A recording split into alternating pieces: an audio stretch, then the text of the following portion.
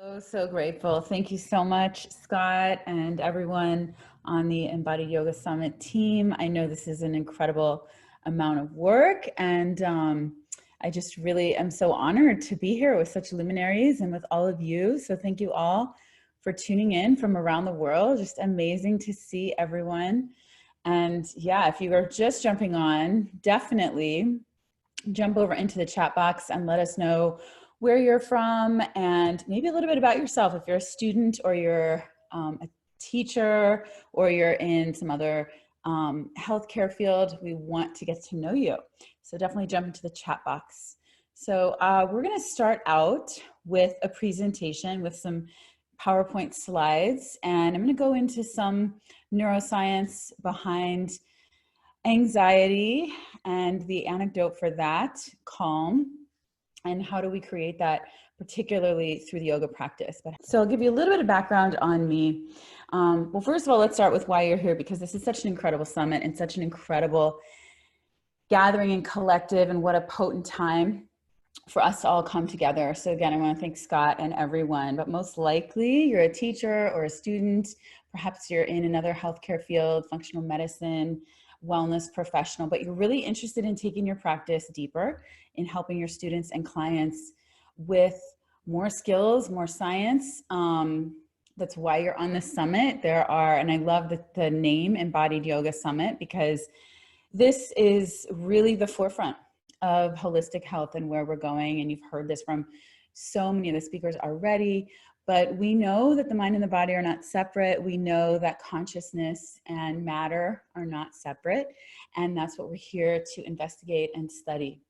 Also, most likely, and this is such an incredible time to be in the wellness and health field, to really expand your business. For those of you who are professionals looking to up-level your skill set and gather more information against such incredible luminaries, just even today with Peter Levine, incredible somatic psychology, trauma-informed, trauma resolution, yoga, Sally Kempton, one of the leaders in spirituality and in the yoga tradition, one of the great elders, my peer and dear friend, Elena Brower. So I know you all are dedicated to changing lives and being in service, and we are really going to drop into some of that. So again, I'm a meditation yoga teacher, licensed psychotherapist, and facilitator.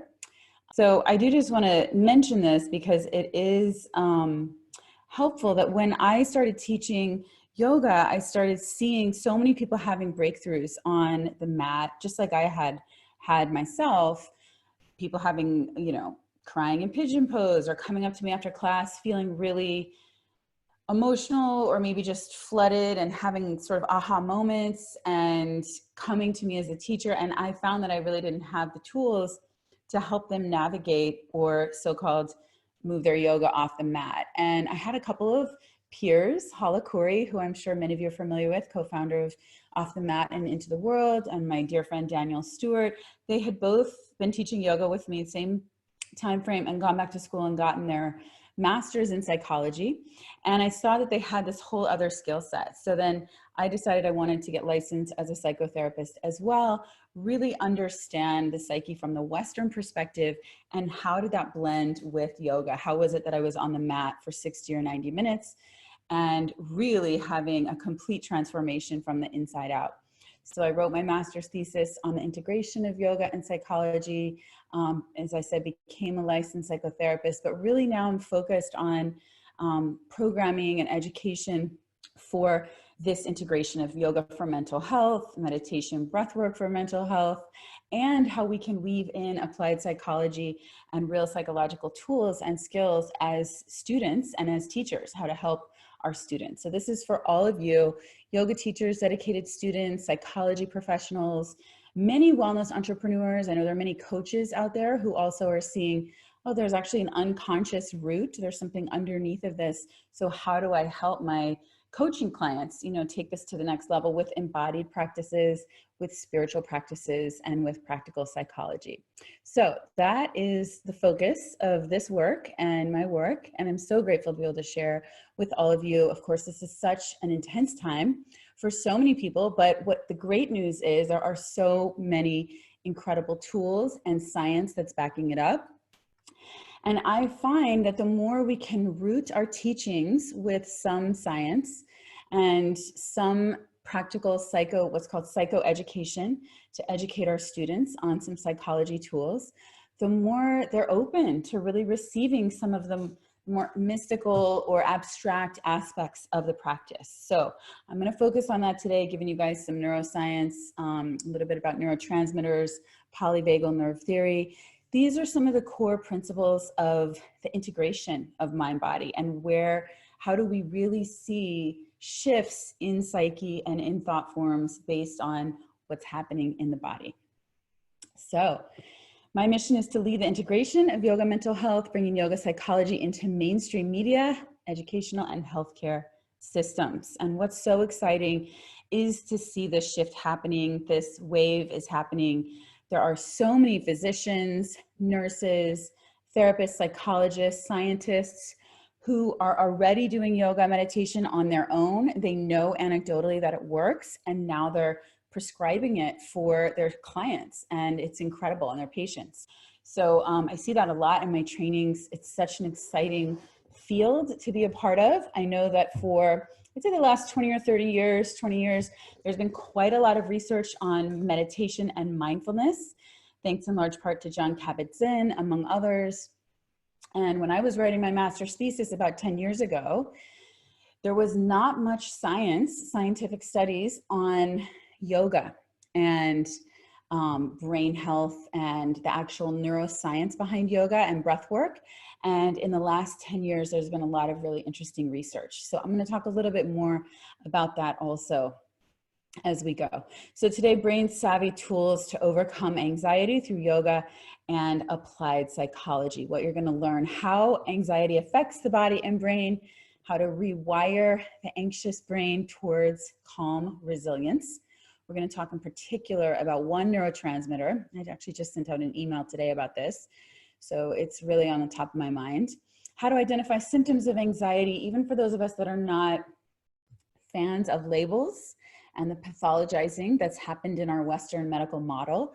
But it is important because these symptoms will help you to identify when someone in your class or a client might be struggling with these. And some yoga for anxiety prescriptions, particularly around breath work. So what is anxiety? Of course, what got you here won't get you there. So we're really focused on skill building. And that's something that is a great sort of line that you can bring in. I know, actually, I'd love to hear in the chat box how many of you are teachers and how many of you are students. I'd love to know how many of you are professionals and how many of you are students, so I can sort of gear the presentation accordingly.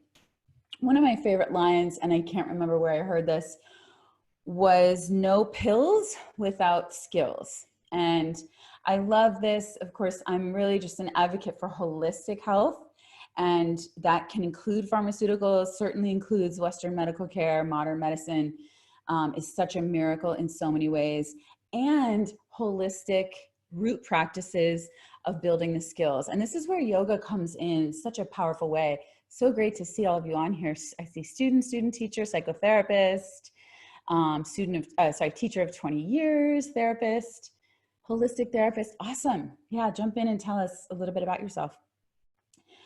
So I think it's really interesting because so many people ask me, what is yoga psychology? And the truth is that yoga is a psychology. The word psyche itself is actually a Latin word that means soul. And so psychology is the logos of soul, or the study of soul.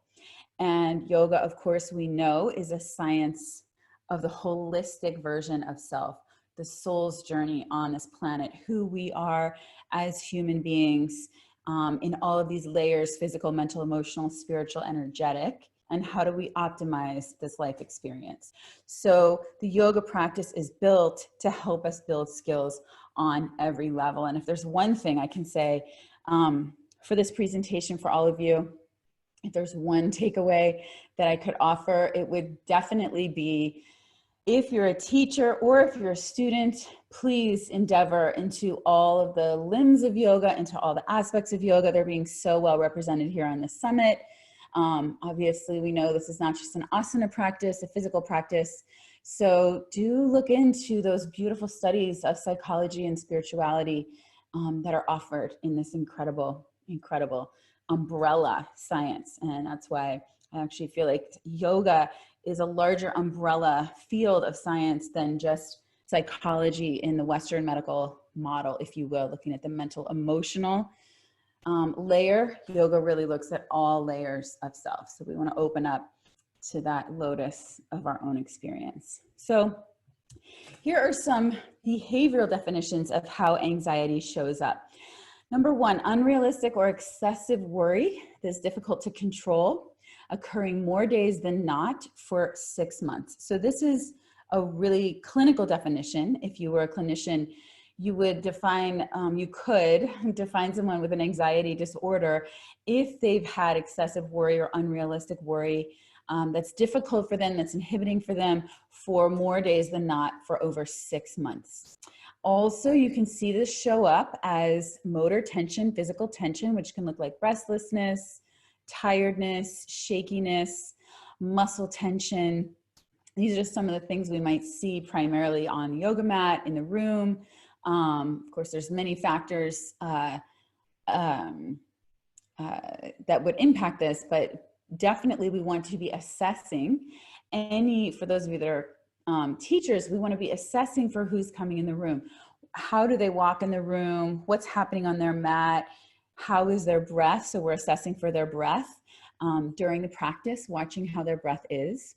We're going to talk much more about autonomic hyperactivity. We're going to talk quite a bit about the nervous system, palpitations, shortness of breath. So when you see that shallow, short breath, dry mouth, nausea, diarrhea, we're also going to talk about the inhibition in the digestive tract when one is suffering from anxiety, particularly chronic stress in the sympathetic nervous system.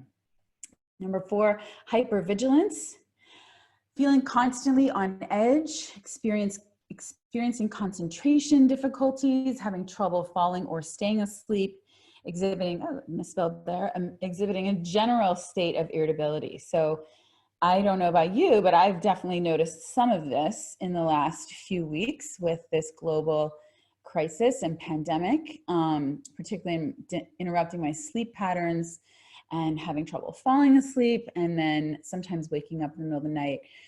So these are some really interesting sort of side effects that we can use to help pinpoint what's the underlying root. And so we might not always associate irritability with depression or anxiety, and yet it can be a really good indicator of that. So some statistics for you: 1 in 13 people generally are experiencing some sort of anxiety disorder. This comes from the World Health Organization website. Anxiety is an epidemic. Anxiety is absolutely the #1 mental health challenge. 1 in 5 American adults, and we'll talk about this in just a little bit, actually more than 1 in 5, but American adults are suffering from an anxiety disorder at any time. So this is a global perspective here. Anxiety and depression are often comorbid. So this is a really interesting fact that comorbid, and we've heard this a lot with the coronavirus, comorbidity, when you have a couple of different conditions that are coexisting at the same time. So often people can be ping-ponging between anxiety and depression, and they're very interrelated, which can make them a little bit trickier to work with, but it's also important to know that they can be very much related. So here's some more statistics for you. So 18% of American adults, and I know many of you are not from America, but just pulling some statistics here, 42 million American adults live with anxiety disorders at any one time. What I want to highlight, actually I'll do that on the next slide, but that's a large number of people that basically are walking around with some sort of spectrum of anxiety disorder, concern, worry that is inhibiting, that's affecting them in their daily life. 10.2 million adults also have what's called co-occurring mental health disorders and addiction disorders. So we know that many of us, the temptation is to self-medicate, is to regulate through addictive patterns. So whether that's alcohol, drugs, video games, social media, work, exercise, we tend to have addictive patterns, and this goes right into the kleshas in the yoga psychology canon of how we tend to seek pleasure and avoid pain. And then that therefore often results in addictive patterns. Adults and anxiety. 31% of US adults have an anxiety disorder at some point in their adult life. So what this means, the takeaway here is that you can safely assume, so if we're looking at that 18%, maybe 20%, it's a little higher than 18%, it's 18.1%, I think, but generally 1 in 5 to 1 in 6 people anywhere, adults, and remember that's actually a global statistic, it's 1 in 13, people in your yoga class are suffering from anxiety. Or you could look around the general public and say, let's say 1 to 5, 1 to 6, 1 in 6 people are suffering from anxiety. So what does that mean for you as a teacher, as a student? Also, I want to include all of you that are not just maybe yoga teachers. You know, we have a lot of people that come through my training, Yoga Psyche Soul, who again, who are RNs, a lot of educators. So for those of you that might be teachers from grade school all the way up to graduate school, preschool to graduate school, anyone that's in contact with the general public in some sort of service-based industry, these are going to be really helpful skills for you to use. So the intention of this presentation today is to offer you skills that you can use on a daily basis with your kids, with other people in your profession, with your colleagues, of course, with yourself, and definitely with your clients and students if you are in the healthcare field, and certainly in the yoga world. However, I want to emphasize, and as we go through the science, one of the reasons why I wanted to sort of anchor this presentation in the science is because it can be a really helpful way to address these challenges without it spinning into sort of a more esoteric, philosophical or spiritual approach to yoga, which, trust me, I am a deeply spiritual, philosophic, esoteric teacher. But to meet the needs of the general public, and maybe you're not in a yoga setting, again, maybe you're an educator or a nurse or something like that, you can offer some breath practices, which I'm going to give you later, and you can offer some simple movement breathing techniques that can really help teach people how to self-regulate their nervous system. And it doesn't even have to be framed in yoga. However, these are yoga, these are pranayama practices, these are breath practices, these are deep yoga practices. So I just find that framing it through the lens of science is really helpful to meet a larger audience. So your brain on anxiety, we're going to start with some neuroscience. I'm going to go quite deeply into this. The physiology of stress, and this of course focuses on what's called the autonomic nervous system. Now, when we look at the nervous system and then therefore the endocrine system, which is the glandular system, the hormones, this really becomes the bridge or the weave between the body and the mind. So I don't even like to use the term body mind. I was interviewing an incredible colleague who's also in Australia, Michael DeManicore, and he has an incredible yoga therapy institute out of Sydney. And he really called me out on saying body and mind. He said, you know, even you mentioning it or framing it like that is continuing to perpetuate this dichotomy. And I really loved that because, so I often use the word mind body or body mind as one word. And so I want you to start thinking about it as one word, that when we're thinking about the nervous system, which actually is related to the 7th chakra, the nervous system moves through the entire body. It's enmeshed through the entire body. Our nerves, our neurons are enmeshed through, woven through the entire fabric of this physical being. So I love to invite you to consider that when you're thinking about the mind-body connection. So again, maybe we can start to even reframe this culturally so it's not such a Cartesian split. So the way that this, getting a little scholarly on you all, but the way that this originated was the French philosopher Descartes, who said, famous quote, "I think, therefore I am." And that was an absolute severance in the history of medical system and philosophical system, where we started to identify human beings identifying as the thinker. We started to over-identify with our thoughts and our minds. And so that's what's called the Cartesian split, where all of a sudden we split our understanding of the mind over here and the body over here. And we looked at it like a mechanical universe, like a cause and effect. And we were really moving into a new paradigm where we recognize with quantum physics, with neuroscience, that there is no split. So where does that live? What are the roots of that? It's in the nervous system. And Peter Levine, no doubt, was just on talking about this incredible work, or maybe he's on right after, I can't remember. Anyway, his work is deeply based, of course, on the nervous system. So the autonomic nervous system, this is in many ways what's considered our stress response. So here you have, and I guess I don't have a bigger image of this, but I'm not sure I can make this any larger. So on the left, so the autonomic nervous system is the nervous system, the core nervous system that is working automatically. It's autonomous. It's working without us having any conscious effort. This is just our straight physiology. We could say our animal instinct of how we are responding to the stimuli in the outer world.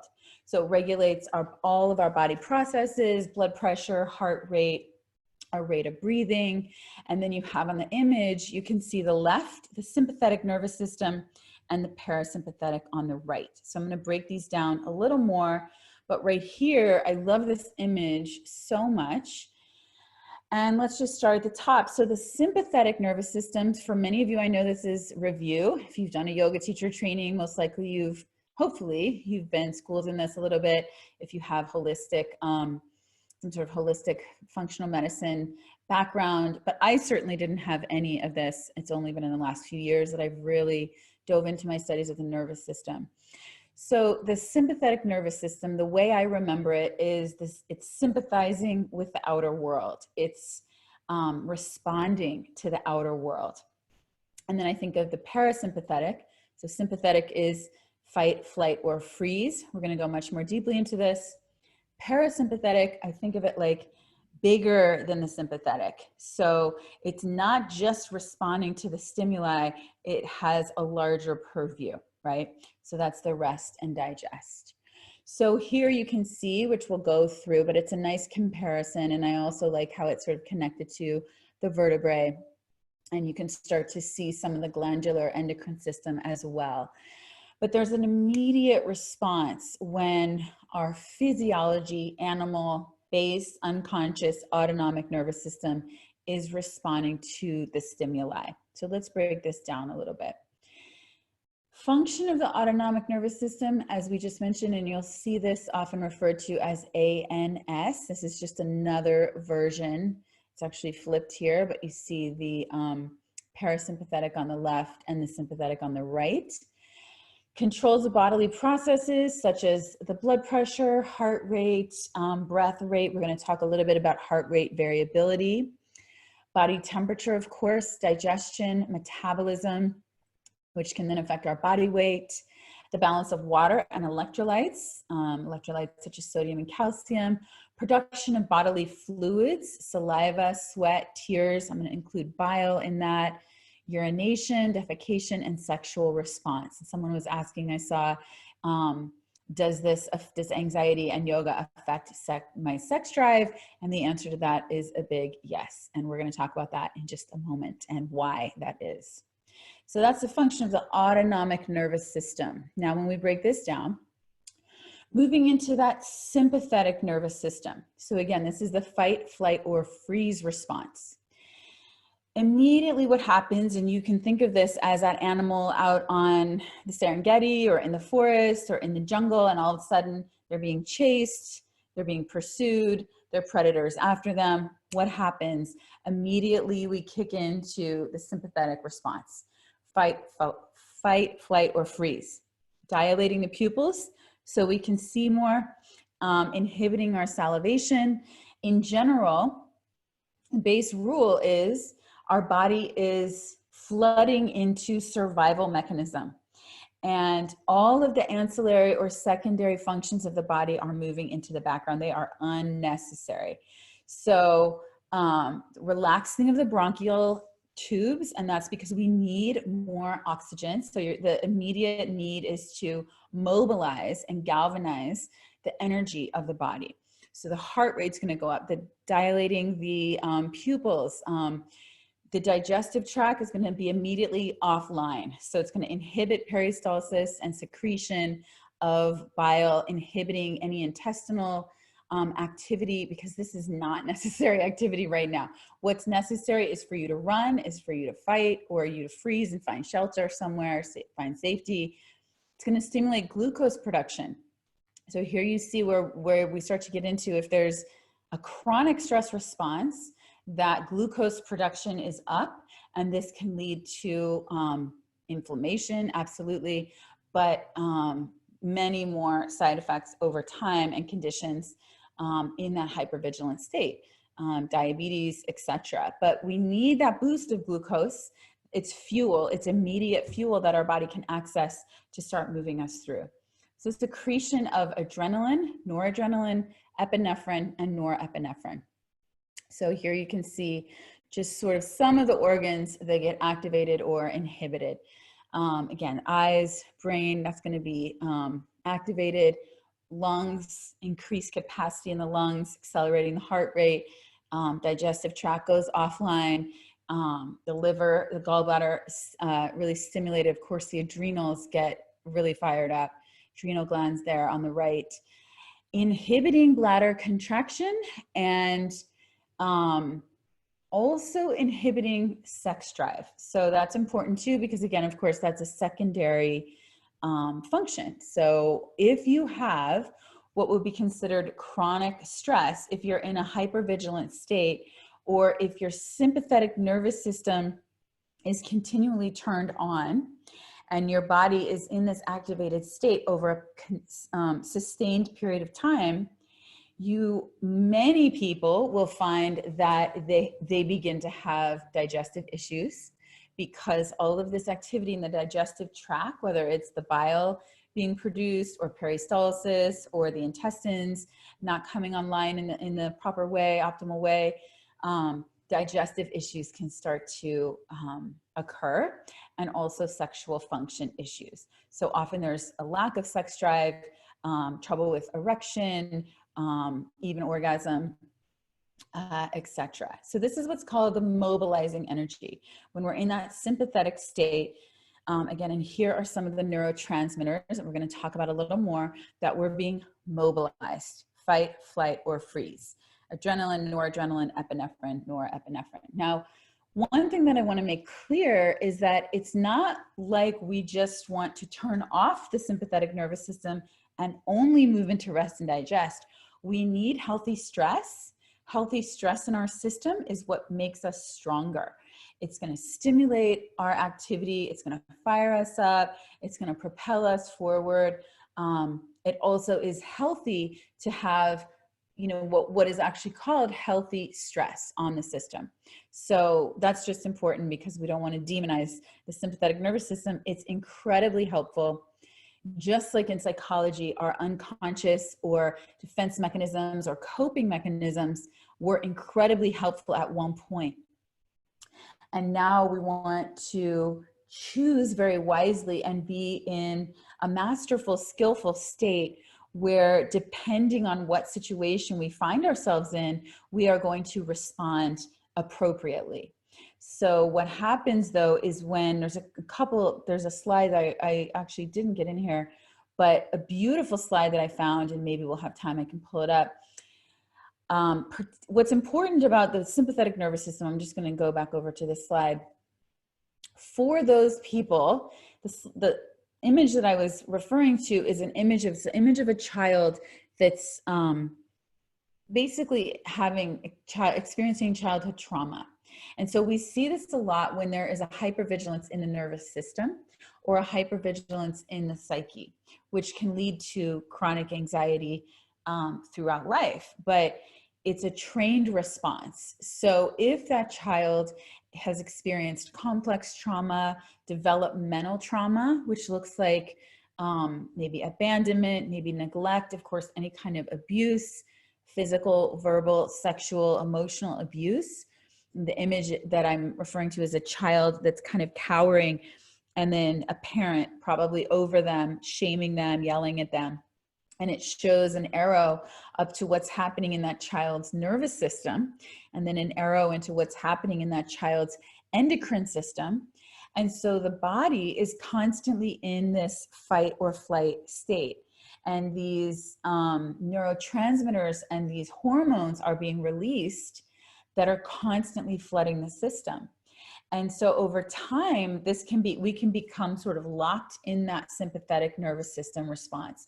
There's a lot of really fascinating scientific research being done on people that have experienced, especially particular groups of people that have experienced developmental or complex trauma. So when I'm saying complex trauma, and maybe you've heard about this in some of your other interviews this week, versus acute trauma. Acute trauma is when there's one experience, like maybe there was a car accident, or someone that you love died, or an injury, or a specific assault, something like that, where there's an acute, you can pinpoint it to one occurrence or a couple of occurrences. Complex trauma or developmental trauma is sustained over time.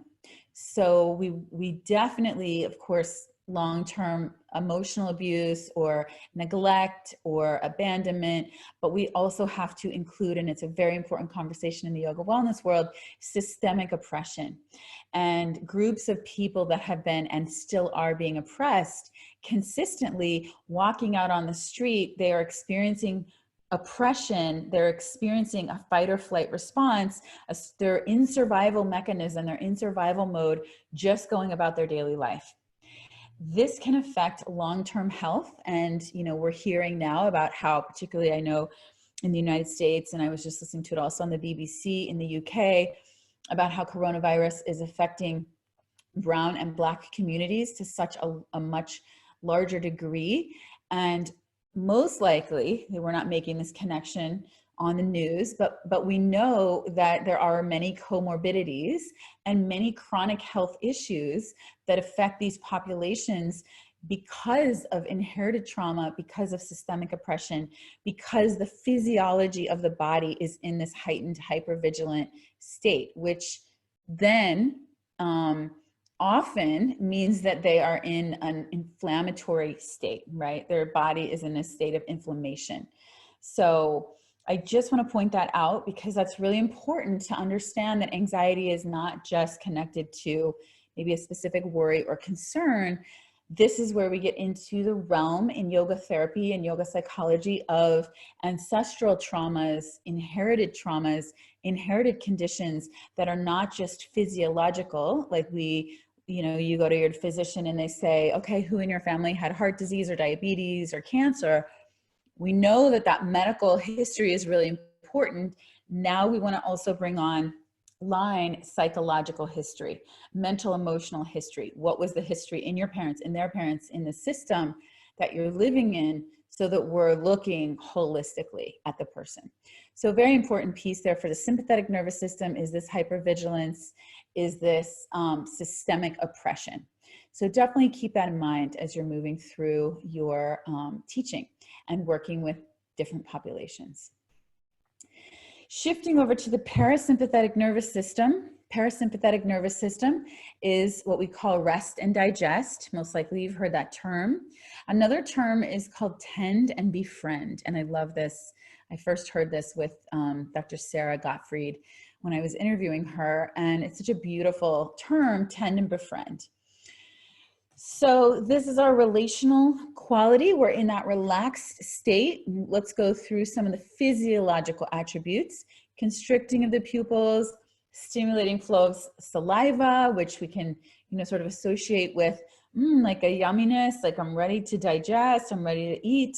Constricting the bronchioles, so there's a slowed down heart rate, and beginning to stimulate that peristalsis, secretion of bile in the liver and the gallbladder. You see there the adrenal glands that are totally offline. So you can see on the right, beautiful image underneath of the liver gallbladder there, the adrenals, which are, there's no stimulation. Contracting of the bladder,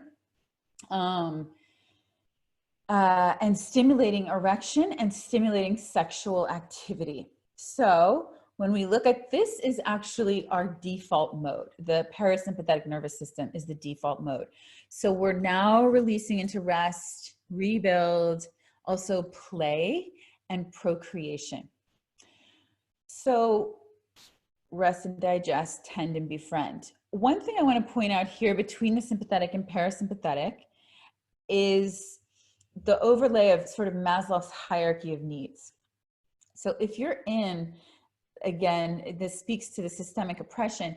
If you are in the core need, and so many people are in this, of course, right now, based on physical vulnerabilities, fear of death, fear of getting sick, and also, of course, the economic impact of coronavirus, and in general, if there's a financial instability, and this is why anxiety, by the way, is associated with the first chakra. Anxiety is a disorder associated with Muladhara, with the first chakra. Why? Because Muladhara is all about creating a sense of safety, security, and stability. The core need of Muladhara is the need to feel safe. The primary need of any animal, of any being, is to stay alive. That's the root primary need. And if we want to just keep on living, it's not until we have that stability and that security, then we can start to move up into the second chakra of play, of pleasure, of sexual connection. But the first order of business, of course, is survival. So if you're stuck in that Maslow's hierarchy of needs, that sort of root layer of survival, whether that's figuring out how to pay your bills, figuring out where your food is coming from, feeling like you just had a big financial hit and you're worried, it will immediately disrupt the root chakra, or our sense of safety and our sense of security. And this also goes right into the childhood wounds and developmental trauma there as well. So from childhood, we want to look at, did this person come out, essentially, you can oversimplify it, to the root chakra core basic need. The right of the root chakra is the right to be here, the right to take up space. And the core need is trust, developing a basic trust in the universe. Do I trust that my needs are going to be met? Do I trust that the universe has my back? Do I trust that I'm going to be able to, support myself and my family? Or do I not trust? Is there an insecurity? Is there fear? Is there a base groundlessness for that? So that's going to give you an indication of where someone's landing on the spectrum of core anxiety. Like, do they look at at life and the world with the glass half full? The universe has my back. I'm going to be okay. I'm supported. I'm affluent. I can pay my bills. And then I can go to the next level of core needs and developmental needs and desires, like procreation, creativity, professional contribution. But we're never going to get there if those survival needs are not met. So that's a really important distinction with these two. Okay, moving on. So from the nervous system, we want to think about, and much of our work in yoga and meditation is to help to balance what we call self-regulation the nervous system. And there are many, many tools that we can use to help shift us from that sympathetic after the threat is gone, shift us into the parasympathetic rest and digest. So we want to develop self-regulation tools. If you're, again, a teacher, anyone in the service industry, you can help provide core basic tools to help your clients and students have in their back pocket that they can calm themselves down, what's called de-accelerate the nervous system into that parasympathetic response, into that rest and digest. Much of this can be learned behavior or tools that we use from the outside in. I like to talk about in yoga therapy, yoga psychology, two modalities. Number one, working from the outside in, which is affecting change in our physiology, which we're going to keep talking about today. And that will then have a direct effect on our biochemistry, our brain chemistry, the hormones that are released, which then directly has an effect on the kinds of thoughts, the parts of the brain that are being fired, and the kinds of thoughts that we think. That's working from the outside in. You think about Tony Robbins says, put yourself in state. So yoga practice, asana practice, pranayama practice, that's exactly what we're doing. We are charging ourselves up and putting ourselves in a certain state. And that will then affect the layers of consciousness, the thought forms, and the emotional response that we're having.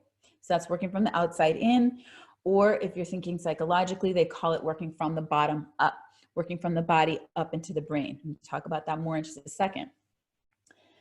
There's a second way of working, equally important in yoga therapy, yoga psychology, is working from the inside out.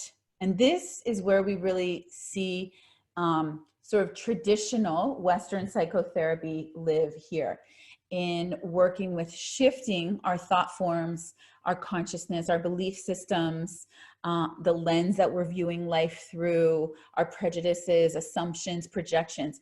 Shifting that inner state will create, ripple out and affect our physiology, will affect our nervous system, will affect our chakra system, will affect our hormones, and therefore affect our physiology.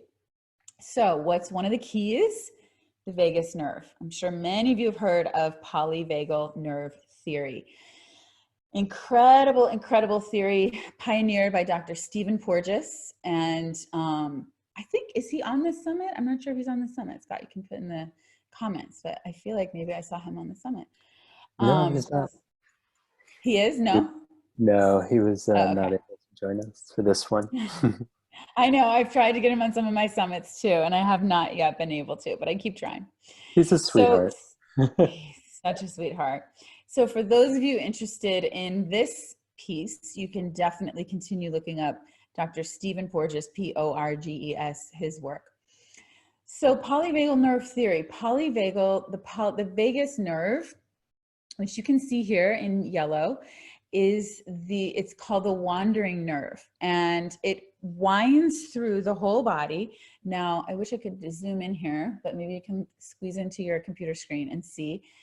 Connecting all the way up, it says the superior ganglion of the vagus nerve, and then the inferior ganglion of the vagus nerve there. Connecting right sort of at the base of the brain stem. And then it winds all the way down. So it winds down through the throat, all the way down through the chest, connecting to the lungs, to the heart. It touches and affects most of the major organs. You can see it continues all the way down through the stomach, winds its way into the stomach and the intestines, of course, the esophageal plexus, connecting to the spleen, the kidneys, and then the liver over on the left. So the vagus nerve is considered the mediator of the parasympathetic response. So it's also called, sometimes I've heard the nickname, it's a brake, acts like a brake on the heart. And we're going to talk about that more in a second. And why the vagus nerve is so crucial, and polyvagal nerve theory on how we can start to self-regulate or regulate the nervous system. So interestingly, let me go to the next slide here. So polyvagal nerve theory. Interestingly, 80% of the fibers of the vagus nerve move from the body to the brain. That is called afferent, A-F-F-E-R-E-N-T. 80%, that's a radically high number of the fibers that are bringing messages from the body, from all those organs, and bringing them up into the brain. Now, what's the takeaway of that? It's sending messages to reduce the heart rate, anti-inflammatory chemicals, when the vagus nerve is strong, when it's toned, right? We talk a lot about toning the vagus nerve. Releases acetylcholine, which we're also going to talk about in a little bit, considered a brake for the heart. Excuse me. So it signals to the medulla in the brainstem, detects changes in arterial pressure, again, adjusts the heart rate. So this takeaway is that it really speaks to the profound relationship of the body to inform the brain. Again, talking about working from the, bringing information from the physiology into the psychology. So very, very important here. Incidentally, the 20% of the fibers moving from the brain to the body, that's called efferent, E-F-F-E-R-E-N-T. So polyvagal nerve theory, higher polyvagal nerve tone means there are faster messages that are going to interrupt what's happening in the brain. So more messages are getting sent from the body up into the brain. So this means that if we're doing yoga, if we're teaching our clients and students how to bring themselves into that parasympathetic rest digest state, the stronger the vagus nerve is, the more that information is going to be flooding the brain and saying, hey, calm down, it's okay, we got this, you don't need to be so stressed out. Let's turn down the inflammatory response, or what we call the cytokine storm, which we're hearing a lot about with coronavirus. Lower polyvagal nerve tone is seen in patients with chronic anxiety.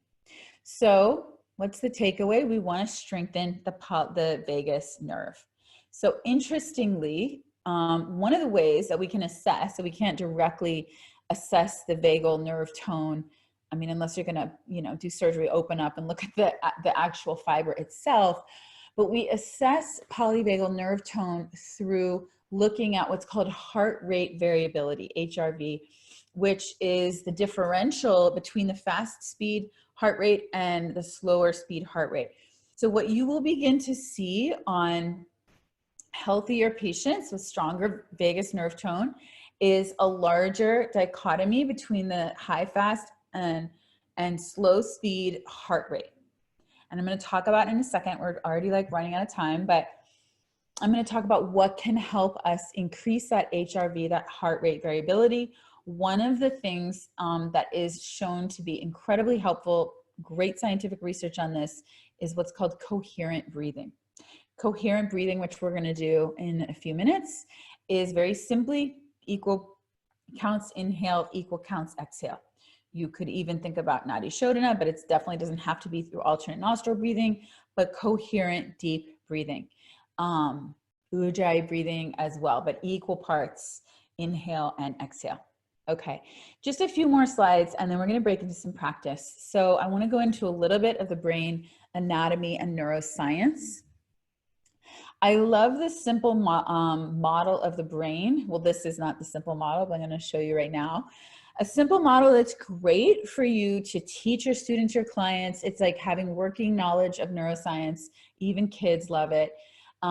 Is that you see, we're not going to talk about all these parts, that's beyond the scope of this lecture, but in the root there, the bottom purple amygdala gland. Amygdala gland, and this is the limbic system, so this is what's regulating our emotional response, our memory. The amygdala gland, if you curl your thumb into your palm, and I learned this from Holokuri, and I think Peter Levine actually uses this model too. It's like the thumbnail is the amygdala gland. It's right in the center of the brain there. So that purple kind of ball that you see at the base. And then you wrap your fingers around. So this brain kind of starts to look like the brain that you see there on the image. So the prefrontal, so you have the front of the brain here where the fingers are, back of the brain, back of the head is over here, and the back of the hand. The frontal lobe, or we call the prefrontal cortex, here it's called the frontal lobe. This is really where the fingers are, is the executive functioning, the mediator of the brain, assessing part of the brain. This, of course, was developed later. So the root, the amygdala gland, and then the wrist is where you see that brain stem coming down. So the brain stem is just body basics. It's called the primitive brain. You can think about just total animal instincts, you know, heart rate, lungs, just pure base level instincts is that brain stem. And then the amygdala gland is considered the mediator or the alarm bell of the brain. It's actually called the alarm bell of the brain. And then the prefrontal cortex developed later, which humans have in excess, this big forehead, the executor, the thinking brain, planning, assessing mind. What happens is that prefrontal cortex can start to take over, or if you have someone who is in hypervigilance, who maybe has chronic anxiety, maybe has, you know, systemic trauma, systemic oppression, complex trauma, that amygdala gland can be overactive. In fact, the brain science shows that people with chronic anxiety tend to have a larger amygdala gland. And so I'm going to talk about a neurotransmitter that we want to increase in order to reduce the size of the amygdala gland and the activity in the amygdala gland. So I want to calm down the action of the amygdala gland. It gets a little hypervigilant, and turn on what's called whole brain activity. So we're coming more from a holistic, wise mind. In yoga psychology, we might call it the buddhi, the wisdom mind.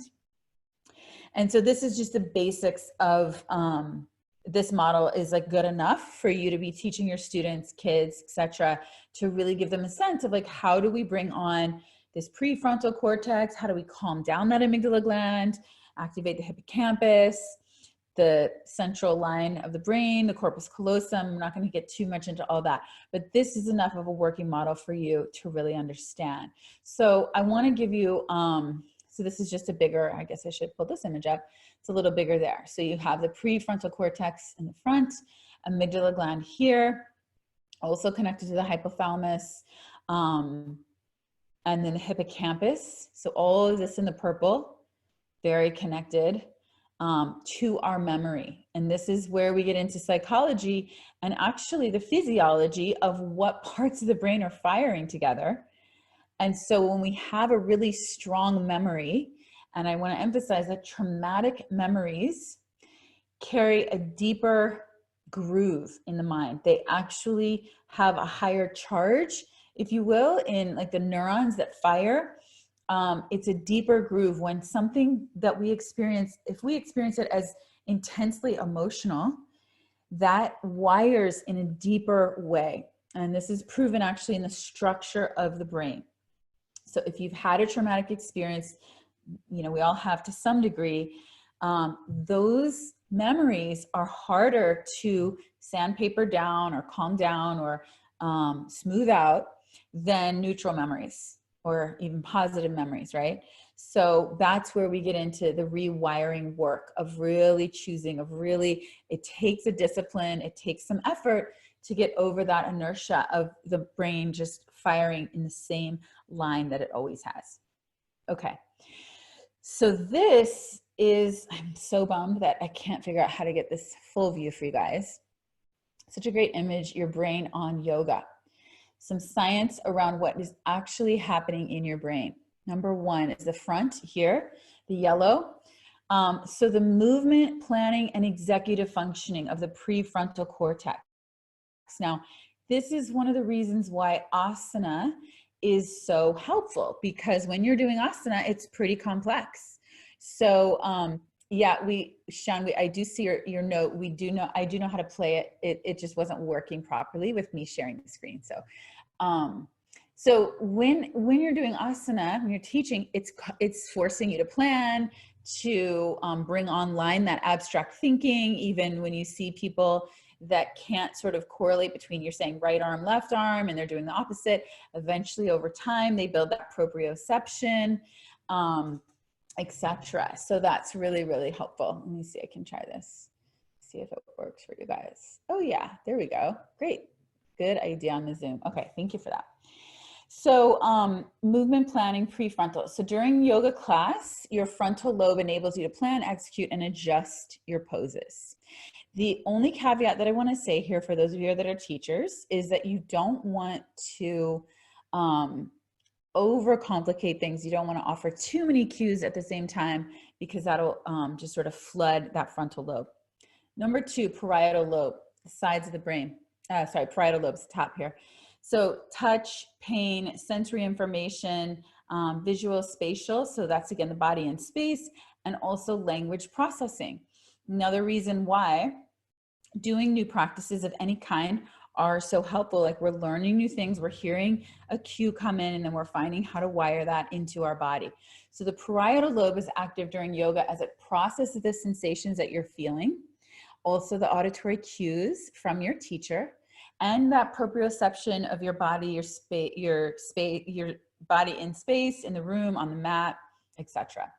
Occipital lobe at the back, sense of sight, allows you to see visual cues, and you'll see, of course, different people learn differently. Some are very auditory, some are very visual, some are very sensate. So you want to offer a variety of cues and emphasize different aspects, so different kinds of students are getting their, can really learn in the way that they assimilate information. Cerebellum, the base, so it's right there connected to that brain stem. And again, this is sort of that basic reflex response, coordination, posture, motor control. The cerebellum working in yoga as you move through the poses, balancing, muscle memory. Again, sort of that more primitive, animalistic, physiological response. Brainstem, vital functions. Again, we're talking pretty much autonomous, digestion, heart rate, breathing, eating, regulating this autonomic breathing. Sensory information, it's relaying sensory information from the body to the rest of the brain. We talked about that a little bit, even with the vagus nerve winding down there, helping you to stay alert and attentive. And then finally, the temporal lobes, the sides of the brain, auditory, visual, memory retention, language comprehension, memory, meaning, and emotional response. It's interesting, and I don't want to get down a rabbit hole, but my father had a traumatic brain injury several years ago, and it was on the temporal lobe of his brain. And so he ended up with aphasia, which is a slight language disorder. So he would sometimes mix up words, or he couldn't find the word. And we did notice a slight shift. Luckily it was slight, but a slight shift in his emotionality. He actually was, he's always a happy guy, but he ended up to be even more sort of positive about everything. And we were noticing that, my sisters and I, as he recovered from this brain injury. So of course, when someone has a TBI, it depends on what part of the brain is injured there. So the last slide that I want to end with today, and then we're going to go into some practice, is about the neurotransmitters. So neurotransmitters are simply the messengers of the brain within the neurons. And in a neuron, you can think of it like the palm of your hand, and then these little strings or fingers that extend out from that base neuron are called dendrites. And incidentally, we can grow those dendrites longer and longer. One way that I think of this is, you know, when I started doing asana practice, I certainly couldn't, I couldn't do crow, for example. I still can't do handstand, freestanding handstand. But anyway, I couldn't do crow or a lot of arm balances. And so every time we send that message of like, lift through the core, lift the feet off the ground, float those feet off the ground. Every time we send that message, it's a neuron firing and then extending down to connect with another neuron. And so over time, the more consistent that you extend to, I'm going to advance in just a second, Lynn. Over time, you extend that message, you send that message down that electrical impulse, and that dendrite extends a little bit and a little bit and a little bit more until finally those two neurons connect. Those dendrites are long enough to connect, and that's where all of a sudden you float up into crow, or all of a sudden you float up into handstand, or all of a sudden you understand that pose like you never did before, probably because those dendrites, that neural connection was finally made. So there are many different neurotransmitters, and there was a great, if you're interested in this piece, I highly recommend a book called Molecules of Emotion by Candace Pert. She was one of the scientists back in the 80s that was discovering, literally neurotransmitters were just discovered in the 80s. And so these are, let me zoom out of this now because it's too big. These are most of the neurotransmitters. So again, we see here adrenaline, fight or flight neurotransmitter, noradrenaline. You can see the different makeup, concentration neurotransmitter.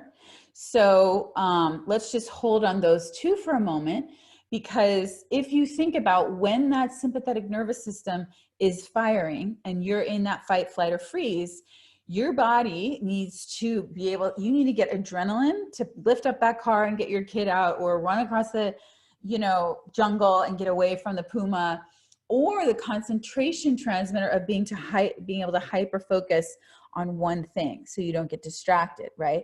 I'm sure many of us have had that experience. Maybe when you're in a car accident or something like that. So those two I want to point out. Then we have dopamine, of course, which is the feel-good hormone, serotonin, mood neurotransmitter, the endorphins, I'm going around clockwise, euphoria, endorphins, glutamate is a memory neurotransmitter, and then acetylcholine, a learning neurotransmitter. These all come online, and when you think about that parasympathetic response, and this is why I love the term tend and befriend for the parasympathetic nervous system, because when we're in that bonding, state, for example, of course, if you just had sex, or maybe you're a new mother with your child that's breastfeeding, so many of these neurotransmitters are flooding your body with serotonin, dopamine, oxytocin is another one, the bonding hormone. So it's really stimulating that tend and befriend. Now we can also work from the outside in to help generate that. And here's a great hack. I don't even like that term. I don't really like the word hack, but let's just use it because it's actually a good one. Hugging someone, and now this is like so sad because we're in, self-isolation, but quarantining, but hugging someone for a minimum of 6 seconds. So you want to make a hug at least 6, 15, 20 seconds.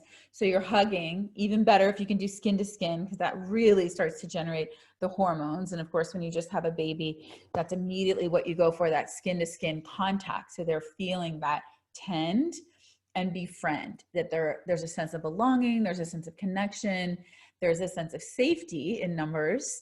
So this is very physiological of how we can start to generate some of these hormones. And then the final one is GABA, calming neurotransmitter. Now this is what we're going to focus on today, and I'm going to spend just a couple minutes on this. GABA is key when we look at how yoga, and particularly breath work, so many different directions that we could go with all of this, but GABA is known to help assuage the activity in the amygdala gland. So remember that middle center of the brain, that gland, the amygdala gland, the alarm bell of the brain.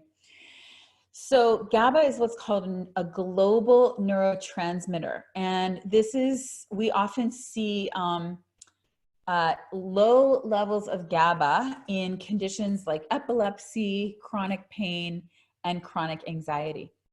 With anxiety, there's often low levels of GABA. So what do we want to do? We want to increase the GABA levels. So with pharmaceuticals, the class of drugs called benzodiazepines are built to help increase levels of GABA.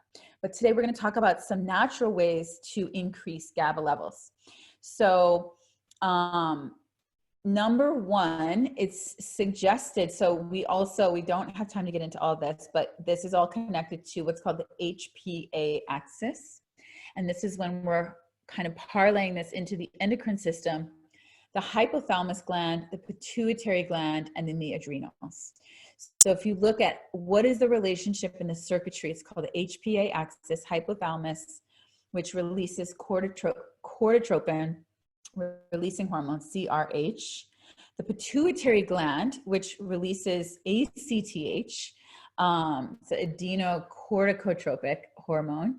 And then the adrenals, which we know release cortisol, release adrenaline, noradrenaline.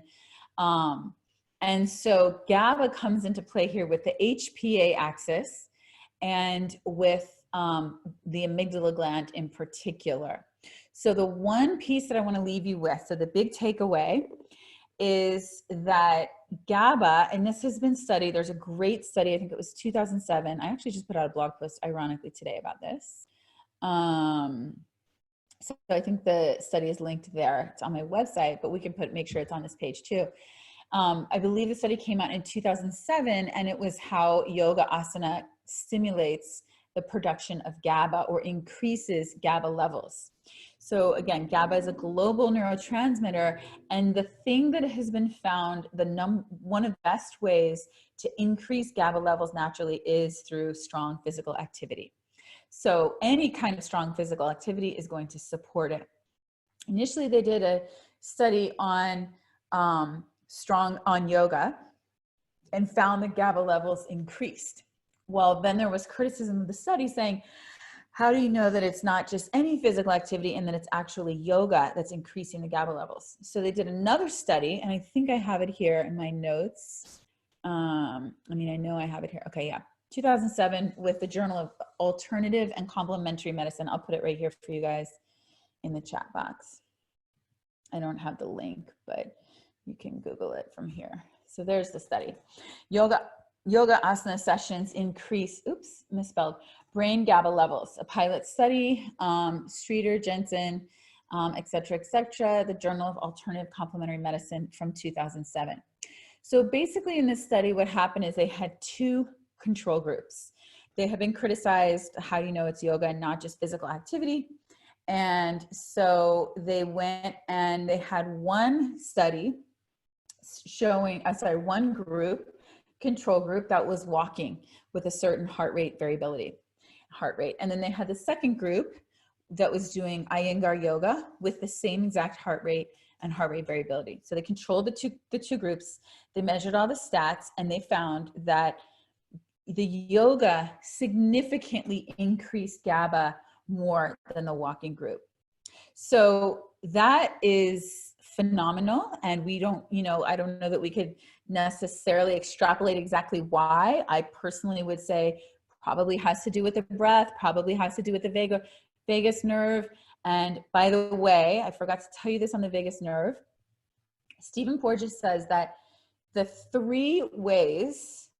two ways actually that vagus nerve, thank you for putting that link in there, Christiana, that the vagus nerve is toned. Two of the primary ways and most effective ways to tone the vagus nerve. Number one, deep breathing. So long, deep, full breaths. We're going to do some coherent breathing in a moment. And the second, which is fascinating for yoga, is singing, sounding, or chanting. Singing, sounding, and chanting, it really makes sense when you think about it. It makes logical sense that you're opening the throat, you're stimulating all of this vibratory experience through actual sound waves that are massaging on a micro and macro level the tissues of the body, particularly the vagus nerve, but also that activation through the throat. And Stephen Porges actually recommends singing and then doing the deep breathing. So for those of you that are teachers, parents, in your classroom with kids, sing a song. Get them singing a song. Get them singing their favorite song. It doesn't have to be a Sanskrit chant. It doesn't have to be Om. Great if you can do that. But just know that that's going to start to strengthen and tone that vagus nerve. Then do the deep breathing after that. So they really work together. So those are the two great ways to strengthen and tone the vagus nerve, also release stress. So back to GABA, global neurotransmitter. GABA, interestingly, inhibits some of that prefrontal cortex activity. And so it can decrease, it can allow us to come into a more global perspective. And GABA, as I mentioned, decreases the activity in that amygdala gland. So there's less of that fear-based panic, firing, reactivity of the amygdala gland. So it's less active. So those fear-based pathways are toned down, and we're working more from what's called a whole brain activity. So very, very helpful. Yoga proven to increase GABA. How do we increase GABA? Yoga, physical activity. And then the last piece that I want to say, and this is the caveat, is that this study found that the GABA levels remained higher for 8 days. And then after 8 days, the natural increase and boost in GABA levels started to decline. So what's the takeaway? The takeaway is that you want to ensure that your students or clients are practicing yoga, deep breathing at least twice a week, so that you're not hitting that 8-day mark. So twice a week doing yoga, twice a week, of course, vigorous activity, but just remember, you can quote the study, that yoga is more effective than just walking to increase GABA. Highly recommend walking as well, but that's been proven. So that's amazing. Okay, so we're gonna move into 2 breath practices that I highly, highly recommend. Number 1, first, as I mentioned, is coherent breathing. And twice a week, I think 30 minutes was what it was. I think it was 20 to 30 minutes twice a week for the asana practice, Danielle. And then for the pranayama practice, you wanna do the breath practice at least 5 to 7 minutes. So it's not really that effective if you do it less than 5 to 7 minutes. If you can do it more, 8 to 10 minutes, that's great. But always work with, who's in front of you. You want to be able to meet them where they are. And the most important thing is that they are, if I can stop this screen share here. The most important thing is that people are working consistently. So we'd rather have someone doing asana practice for 15 or 20 minutes 3 times a week than doing 1 hour every 2 weeks, right? It's more effective to be consistent with lower amount of time. Same with pranayama. Rather have someone breathing 5 to 7 minutes 3 to 5 times a week than doing a 20-minute pranayama practice once a week, right? So definitely try to aim for that consistency. Okay, coherent breathing. Ideally, and here are the scientists that are doing some really interesting work. Number 1, Dr. Patricia Gabarg, and she's doing amazing work on heart rate variability. Remember, that's indicative of greater polyvagal or vagal nerve tone, and coherent breathing. So just incidentally, normal breath, the number of breaths that you take per minute, what's scientifically considered normal is 15 breaths per minute, which is actually fairly fast. But if you're seeing someone that's breathing more than 15 breaths a minute, you want to try to help them slow down. Many of you, if you've been practicing yoga consistently, you probably are maybe down like 7 or 8 breaths a minute, and that's just your normal default. So something to consider.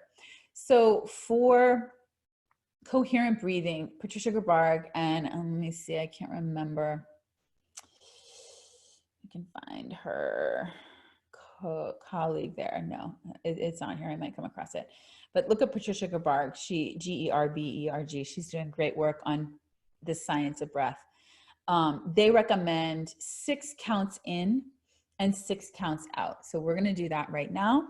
Come into a comfortable position, comfortable seated position. You can relax the shoulders. Feel free to put the feet on the floor, or you can just sit tall. You can also cross the legs, of course, any comfortable position. Feel free to close the eyes, or you can simply let the eyes be downcast. We never want to emphasize that it's better or more important to close the eyes, because for some people, trauma-informed yoga, it's very triggering to close their eyes. So You always want to offer eyes closed or open, your choice. Wherever you are, gently exhale everything. So we're going to take 5 breaths together. Let's start with 4 breaths, 4 counts in. Inhaling for 4, 3, 2, 1. Exhale for 4, 3, 2, 1.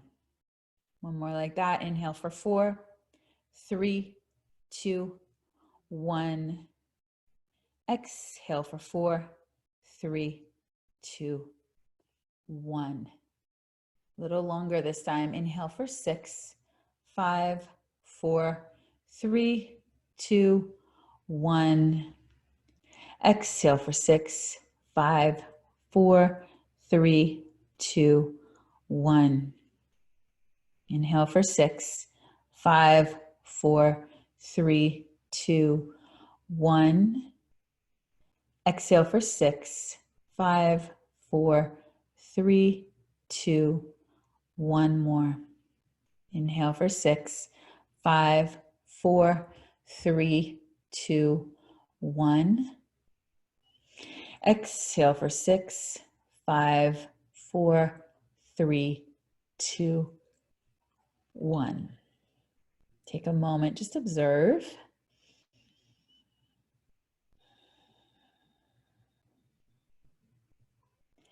Maybe there's a little reprieve after all of that thinking, mind stuff, to just come into your breath, your body. I'd love to hear from you all in the chat box how that was, coherent breathing for you.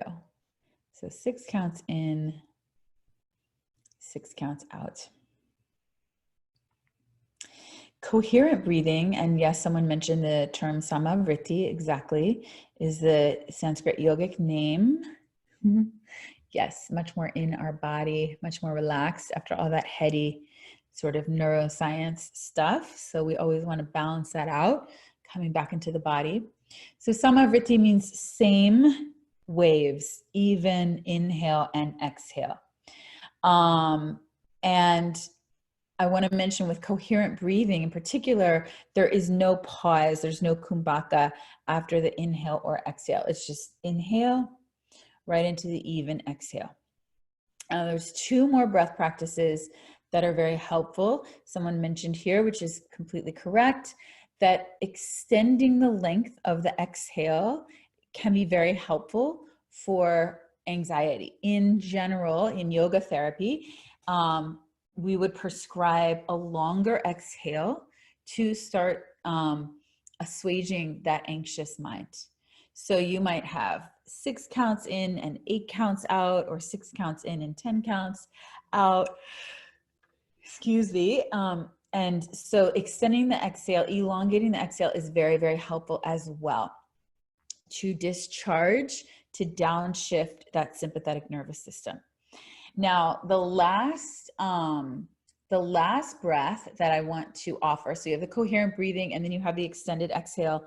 And then the third breath that I want to offer is a great breath that I love. And I can send you a little image that I created for this, Scott, but it's called the box breath or the 4x4 breath. And this is similar to coherent breathing in that the inhale is the same length as the exhale, but now we insert a pause at the top of the inhale and a pause at the bottom of the exhale. And all 4 sides of that breath are even.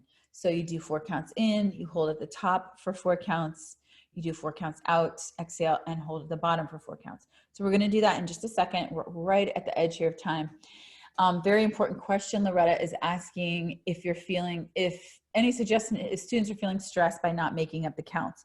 You always, always, always, always want to defer to who's in front of you, to what they're experiencing, just like in asana. You're not trying to push someone into some different variation of the pose. You're going with what their capacity is. So I always say some kind of cue like, 6 counts as long as it's not a strain. If there's any strain, then you want to back out of it. So that no matter what it is, whether it's asana, pranayama, you're working about 80%, effort. You're not straining to try to hold it in or straining to try to reach that inhale or exhale. So always cue that. That's such a great question, because this definitely can kick into, anxiety for people if they can't keep up with the breath. The breath is one of the first, attributes for our nervous system. So if they start holding their breath or hurrying their breath, it can immediately kick them into that sympathetic. So you really want to encourage them and cue them to what's comfortable for them. And then finally, someone's asking about kids, and I will find that visual for you. And it is on my website too. There's a box breath, but I'll send it to Scott as well. Maybe you can add it to his page.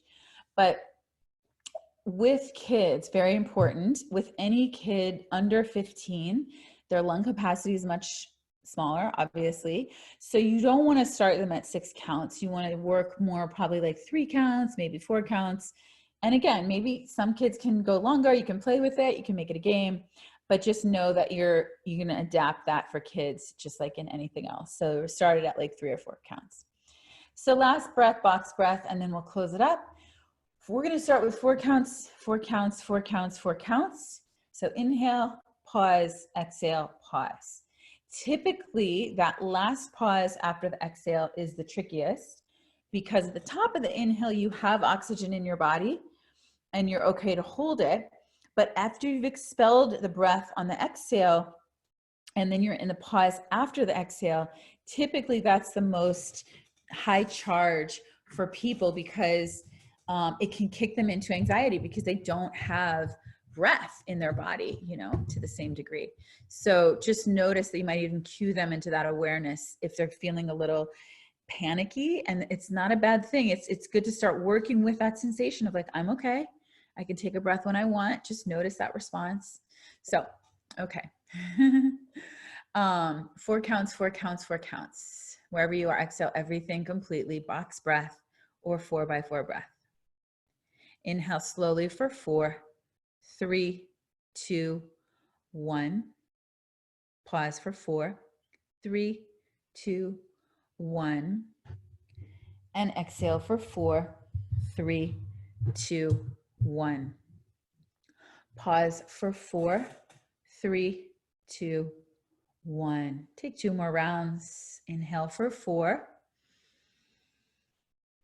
Pause for 4.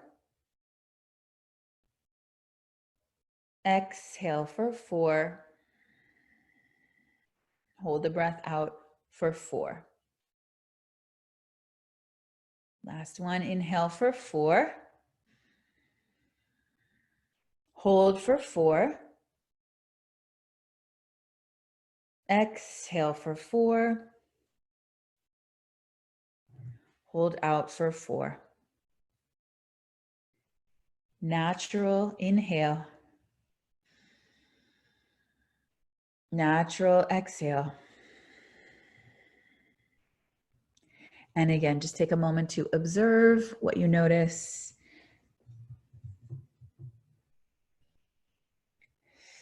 Feel free to stay in this more diffused quality of awareness.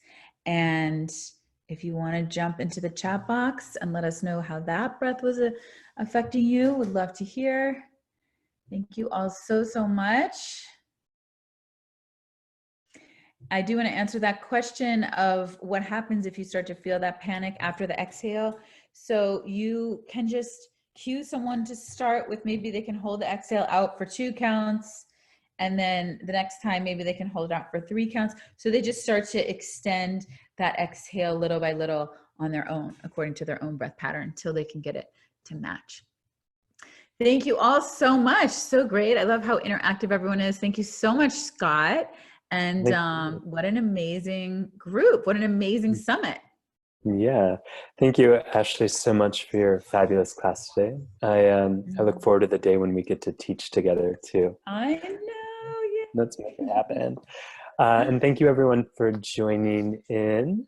And with that, I want to turn it back to you, Ashley, for any little golden nugget or something we can kind of hang out with as we depart.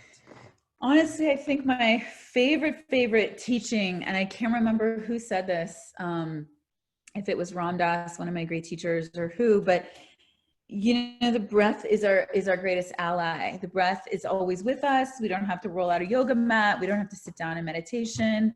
And the 4 words that 3 words that I remember, like if you take nothing else, even from this entire summit, follow your breath. And I love that each word is so significant. Follow is, you're not in charge. You don't have to direct the flow. You don't have to activate or change anything. You're just observing, you're aligning with, you're following your breath. And the second word is your breath. And so many of you are asking, what if they can't take it 4 counts or 6 counts? And that is so important, because your breath, the word breath in you know, Latin and English, inspiration means inspiración, to be inspired, to literally be in spirit. Your breath is the link that connects you to spirit, to your life force, to whatever this crazy wild thing is, having a human experience.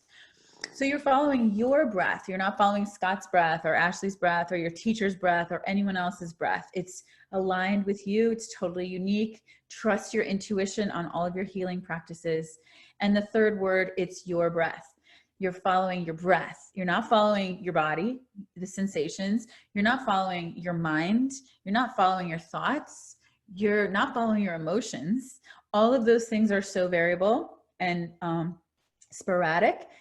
You're following your breath. Your breath will align you. We just went through all the science of that, which is so beautiful, and bring you into a more neutral space where you have access, greater access to consciousness and to that bhavana, the being in your nature. So follow your breath, and enjoy. Thank you all so much. Please reach out on social media, Instagram, Facebook. I'm in the Facebook group too, and tag us Embody Yoga Summit. And I'd love to hear from you guys. Thank you so, so much.